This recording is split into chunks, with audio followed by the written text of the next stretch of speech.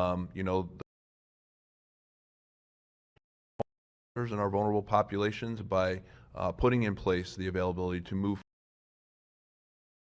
folks out of those congregate settings when we believe we may have increased cases going on. So we're seeing some positive things there, and I think we're in a good place to go forward. Thank you. Did you have another question? Thank you so much. Yeah, just one more. Individuals who are being released from DC jail in St. Elizabeth, are they being connected to housing, or are you recommending they go to emergency shelters?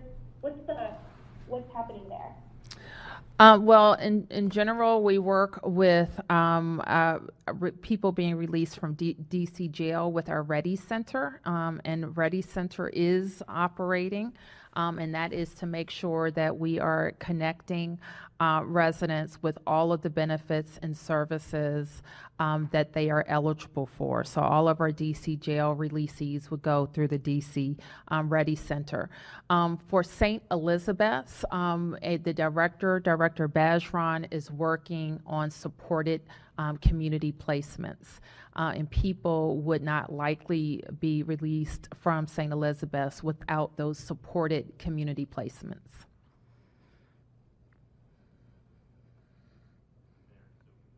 Sophie from the Washington Times. Yes, hi. Hi, Mayor. Hi. My first question is, what metrics are being used to determine when restrictions will be eased, and how close is the district to meeting those metrics?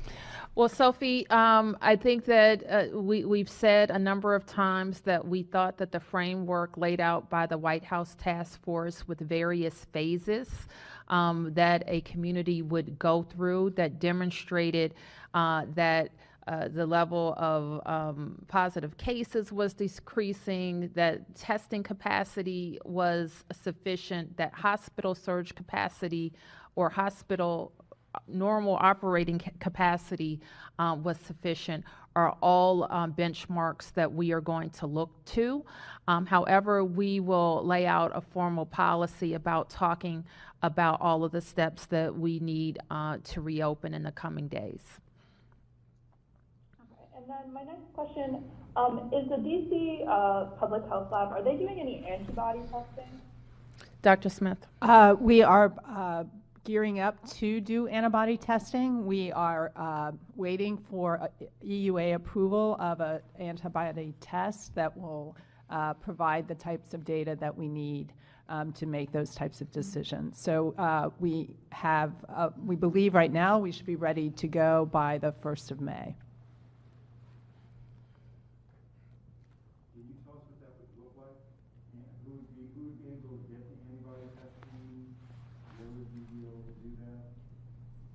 So we're working right now. We've assessed a number of clinical partners who would be interested in helping us to test eligible people in the district.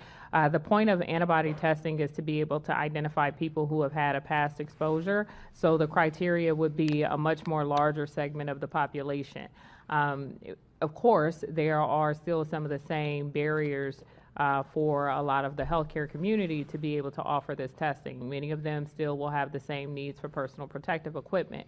We would love to be able to have as many healthcare organizations participating in providing this testing as possible, but our early surveys of interested clinical providers suggest that many of them will need to have access to personal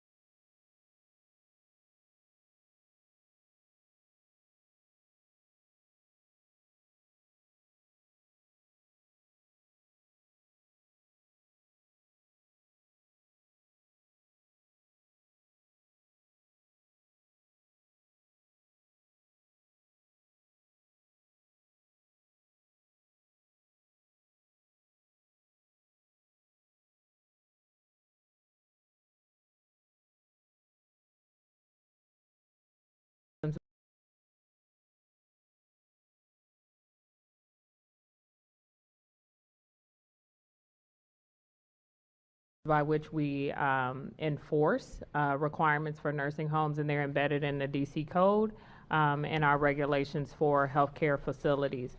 We are in constant communications with our healthcare facilities around these requirements and work with the DC Healthcare Association to ensure that these requirements are in place.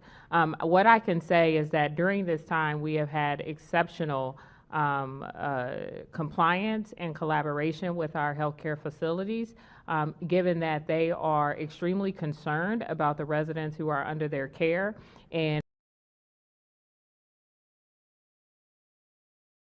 are seeking a tremendous amount of support. The second piece is that in addition to the state licensure requirements, there are things connected to their payments that largely come from Medicare for operating their facilities, which would essentially shutter their facilities after the pandemic. And so there are a number of enforcement tools that are in place. And I think just to add to what Dr. Nesbitt has already said, I don't think our experience with working with these providers is suggesting to us anything but cooperation. Correct. And compliance. My second question is whether DC has any requirements for nursing homes to report cases and deaths to the families or residents there. If so, how regularly are they obliged to report to families? And again, my question on enforcement, how is this being enforced? So I think I've answered your question about enforcement. There won't be any other response I can add to that.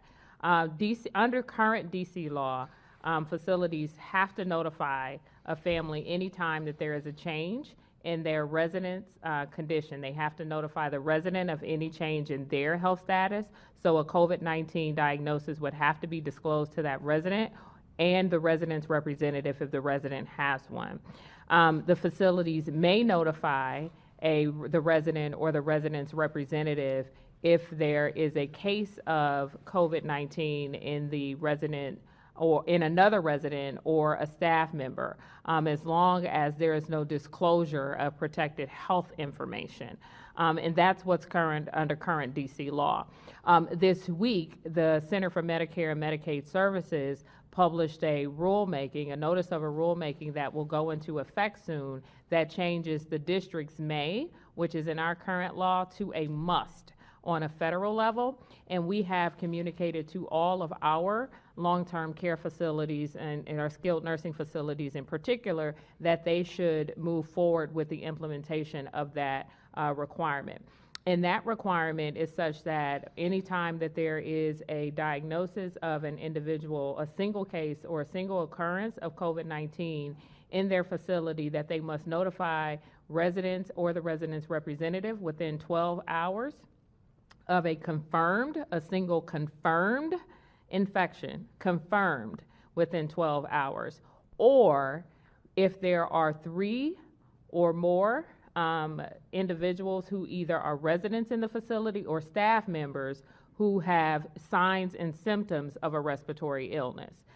So I just want to make sure people understand that it is a confirmed case, and they have up to 12 hours to notify the other residents and the resident's representative. So we have asked our facilities to go ahead and lean forward and begin to implement that new CMS requirement. Okay, I think it's time for your call.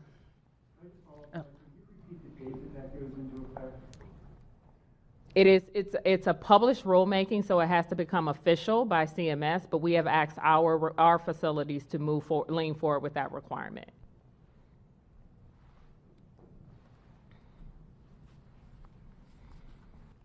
Okay, Megan, WTOP. Hi there, thanks for taking my question and letting us call in, I appreciate it. First question is about the testing site. I'm wondering how Birdie Bacchus was chosen as a site, if it was based on need in that location, and if there's going to be any more testing sites open in the near future. That's the only site that we have to announce today. We continue to look for additional resources that may be able to help us with a mobile deployment. And so if we will announce that at a later date. And we think that this site gives us more geographic diversity with our sites, and it's also located right on the metro. Thank you. Second question is, you mentioned, I think it was last week, concerns about having enough testing to be able to get to that phase 1 of the president's